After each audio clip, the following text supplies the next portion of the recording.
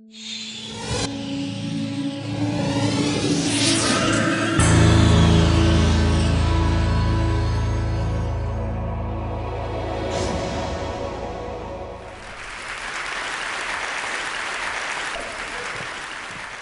I'll start with this. A couple of years ago, an event planner called me because I was going to do a speaking event. And she called and she said, I'm really struggling with how to write about you on the little flyer. And I thought, well, what's the struggle? And she said, well, I saw you speak, and I'm going to call you a researcher, I think, but I'm afraid if I call you a researcher, no one will come because they'll think you're boring and irrelevant. And I was like, okay. And she said, but the thing I liked about your talk is, you're a storyteller, so I think what I'll do is just call you a storyteller. And of course, the academic, insecure part of me was like, you're going to call me a what? And she said, I'm going to call you a storyteller. And I was like, oh, why not Magic Pixie? I was like,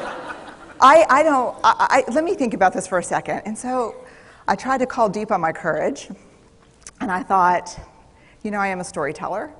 I'm a qualitative researcher. I collect stories. That's what I do. And maybe stories are just data with a soul, and maybe I'm just a storyteller. So I said, you know what? Why don't you just say I'm a researcher storyteller? And she went, there's no such thing. So I'm a researcher storyteller. And I'm going to talk to you today. We're talking about expanding perception. And so I want to talk to you and tell some stories about a piece of my research that fundamentally expanded my perception and really actually changed the way that I live and love and work and parent. And this is where my story starts. When I was a young researcher, doctoral student, my first year I had a research professor who said to us, here's the thing, if you cannot measure it, it does not exist. And I thought he was just sweet-talking me. I was like, really? And he's like, absolutely. So you have to understand that I have a bachelor's in social work, a master's in social work, and I was getting my PhD in social work. So my entire academic career was surrounded by people who kind of believed in the life's messy, love it, and I'm more the life's messy, clean it up, organize it, and put it into a bento box. And so to think that I had found my way, to found a career that takes me, really one of the big sayings in social work is lean into the discomfort of the work. And I'm like, knock discomfort upside the head and move it over and get all A's. That was my mantra. So I was very excited about this. And so I thought, you know what? This is the career for me because I am interested in some messy topics, but I want to be able to make them not messy. I want to understand them. I want to hack into these things that I know are important and lay the code out for everyone to see. So where I started was with connection, because by the time you're a social worker for 10 years, what you realize is that connection is why we're here. It's what gives purpose and meaning to our lives. This is what it's all about. It doesn't matter whether you talk to people who work in social justice and mental health and abuse and neglect. What we know is that connection, the ability to feel connected, is neurobiologically, that's how we're wired, it's why we're here. So I thought, you know what, I'm going to start with connection. Well, you know that situation where you get an evaluation from your boss and she tells you 37 things that you do really awesome and one thing that you can't, an opportunity for growth. And all you can think about is that opportunity for growth, right? Well, apparently this is the way my work went as well, because when you ask people about love, they tell you about heartbreak. When you ask people about belonging, they'll tell you their most excruciating experiences of being excluded. And when you ask people about connection, the stories they told me were about disconnection. So very quickly, really about 6 weeks into this research, I ran into this unnamed thing that absolutely unraveled connection in a way that I didn't understand or had never seen. And so I pulled back out of the research and thought, I need to figure out what this is. And it turned out to be shame. And shame is really easily understood as the fear of disconnection. Is there something about me that if other people know it or see it, that I won't be worthy of connection? The things I can tell you about it, it's universal. We all have it. The only people who don't experience shame have no capacity for human empathy or connection. No one wants to talk about it, and the less you talk about it, the more you have it. What underpinned this shame, this I'm not good enough, which we all know that feeling, I'm not blank enough, I'm not thin enough, rich enough, beautiful enough, smart enough, promoted enough. The thing that underpinned this was excruciating vulnerability. This idea of, in order for connection to happen, we have to allow ourselves to be seen, really seen. And you know how I feel about vulnerability. I hate vulnerability. And so I thought, this is my chance to beat it back with my measuring stick. I'm going in, I'm going to figure this stuff out, I'm going to spend a year, I'm going to totally deconstruct shame, I'm going to understand how vulnerability works, and I'm going to outsmart it. So I was ready, and I was really excited. As you know, it's not going to turn out well. You know this. So I could tell you a lot about shame, but I'd have to borrow everyone else's time. But here's what I can tell you that it boils down to. And this may be one of the most important things that I've ever learned in the decade of doing this research. My 1 year has turned into 6 years, thousands of stories, hundreds of long interviews, focus groups. At one point, people were sending me journal pages and sending me their stories, thousands of pieces of data, and 6 years. And I kind of got a handle on it. I kind of understood this is what shame is, this is how it works. I wrote a book, I published a theory, but something was not okay. And what it was is that if I roughly took the people I interviewed and divided them into people who really have a sense of worthiness. That's what this comes down to, a sense of worthiness. They have a strong sense of love and belonging. And folks who struggle for it, and folks who are always wondering if they're good enough. There was only one variable that separated the people who have a strong sense of love and belonging and the people who really struggle for it, and that was the people who have a strong sense of love and belonging believe they're worthy of love and belonging. That's it. They believe they're worthy. And to me, the hard part of the one thing that keeps us out of connection is our fear that we're not worthy of connection, was something that personally and professionally I felt like I needed to understand better. So what I did is I took all of the interviews where I saw worthiness, where I saw people living that way, and just looked at those. What do these people have in common? And I have a slight office supply addiction, but that's another talk. So I had a manila notebook, a manila folder, and I had a Sharpie, and I was like, what am I going to call this research? And the first words that came to my mind were wholehearted. These are kind of wholehearted people living from this deep sense of worthiness. So I wrote at the top of the manila folder, and I started looking at the data. In fact, I did it first in this in a 4-day, very intensive data analysis where I went back, pulled these interviews, pulled the stories, pulled the incidents. What's the theme? What's the pattern? My husband left town with the kids because I always go into this kind of Jackson Pollock crazy thing where I'm just like writing and going and kind of just in my researcher mode. And so here's what I found. What they had in common was a sense of courage. And I want to separate courage and bravery for you for a minute. Courage, the original definition of courage, when it first came into the English language, it's from the Latin word cur, meaning heart. And the original definition was to tell the story of who you are with your whole heart. And so these folks had, very simply, the courage to be imperfect. They had the compassion to be kind to themselves first and then to others, because as it turns out, we can't practice compassion with other people if we can't treat ourselves kindly. And the last was they had connection, and this was the hard part, as a result of authenticity.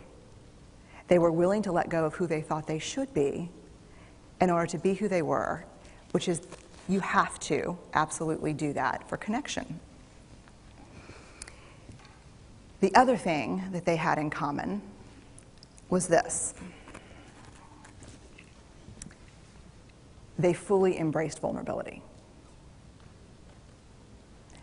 They believed that what made them vulnerable made them beautiful. They didn't talk about vulnerability being comfortable, nor did they really talk about it being excruciating, as I had heard earlier in the shame interviewing. They just talked about it being necessary. They talked about the willingness to say, I love you first. The willingness to do something where there are no guarantees. The willingness to breathe through waiting for the doctor to call after your mammogram. The willing to invest in a relationship that may or may not work out. They thought this was fundamental. I personally thought it was betrayal. I could not believe I had pledged allegiance to research, where our job, the definition of research is to control and predict, to study phenomenon for the explicit reason to control and predict. And now my mission to control and predict had turned up the answer that the way to live is with vulnerability and to stop controlling and predicting. This led to a little breakdown, which actually looked more like this. And it did. It led to I call it a breakdown, my therapist calls it a spiritual awakening. Spiritual awakening sounds better than breakdown, but I assure you it was a breakdown. And I had to put my data away and go find a therapist. Let me tell you something. You know who you are when you call your friends and say, I think I need to see somebody. Do you have any recommendations? Because about 5 of my friends are like, woo, I wouldn't want to be your therapist. And I was like, what does that mean? And they're like, oh, I'm just saying, don't bring your measuring stick. It's like, okay. So I found a therapist. My first meeting with her, Diana, I brought in my list of the way the wholehearted live. And I sat down, and she said, how are you? And I said, I'm great, I'm okay. And she said, what's going on? And I said, and this is a therapist who sees therapists, because we have to go to those because their BS meters are good. And so I said, here's the thing, I'm struggling. And she said, what's the struggle? And I said, well, I have a vulnerability issue, and I know that vulnerability is kind of the core of shame and fear and our struggle for worthiness, but it appears that it's also the birthplace of joy, of creativity, of belonging, of love, and I think I have a problem, and I need some help. And I said, but here's the thing, no family stuff, no childhood shit, I just need some strategies.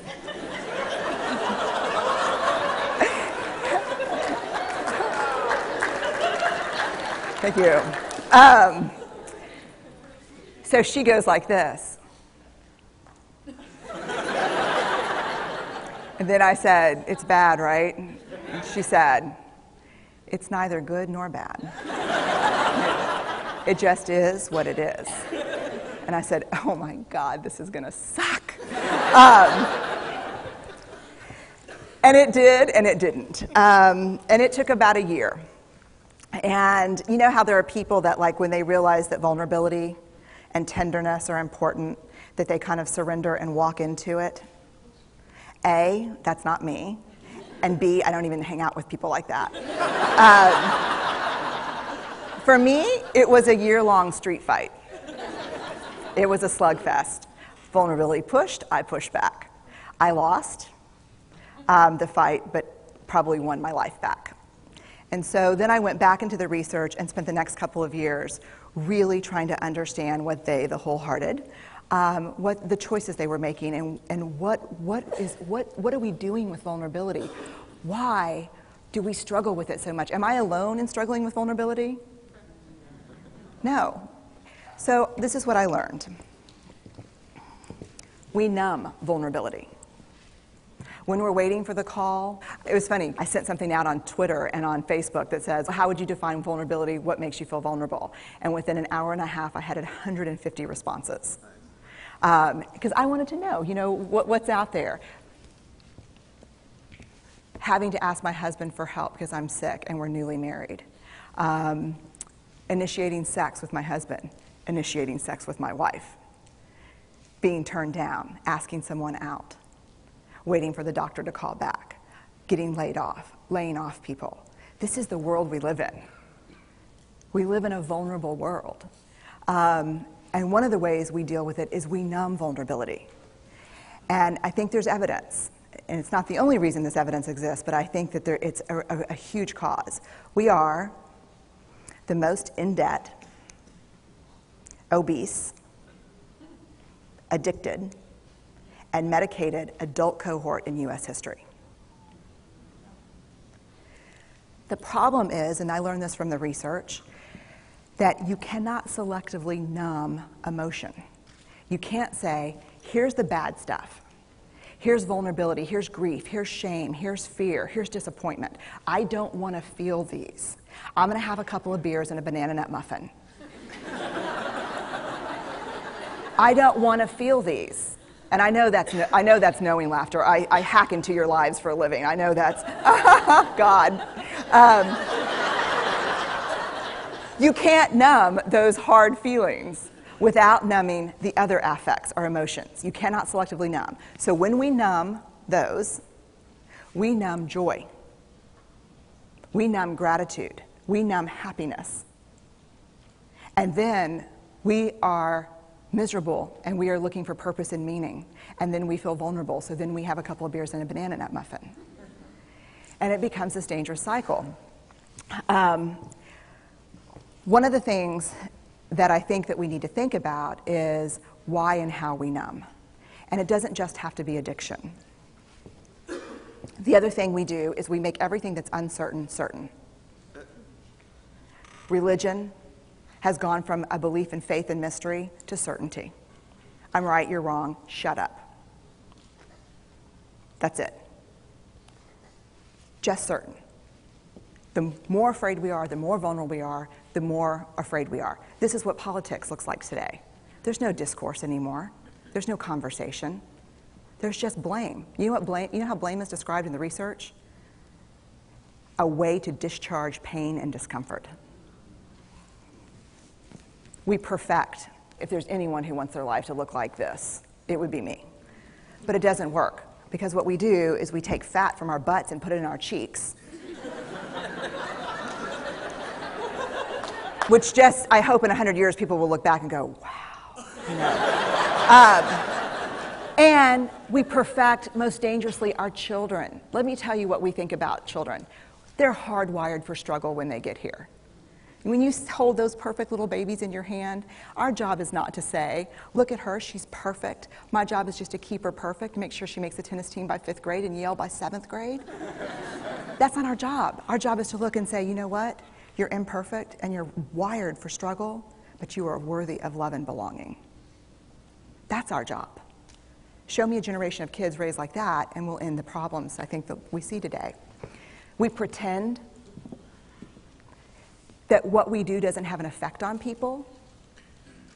We do that in our personal lives. We do that corporate, whether it's a bailout, an oil spill, a recall. We pretend like what we're doing doesn't have a huge impact on other people. I would say to companies, this is not our first rodeo, people. We just need you to be authentic and real and say, we're sorry, we'll fix it. But there's another way, and I'll leave you with this. This is what I have found.